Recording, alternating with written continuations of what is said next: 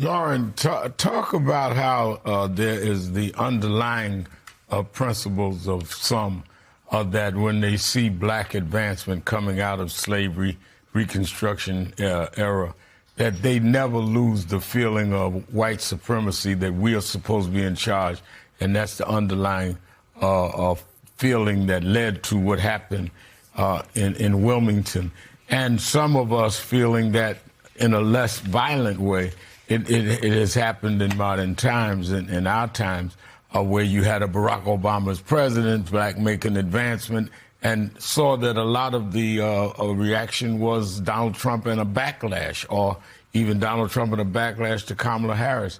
Talk about how that kind of underlying feeling may be the core of what we saw in Wilmington and still see some segments of that now. And here we go. I mean, we have to remember this was only 30 years after slavery and emancipation.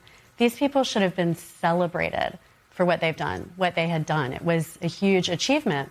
But instead, Wilmington is a case study, a flagrant case study of this pattern of white backlash to black political progress. So pursue Reconstruction, you get 1898.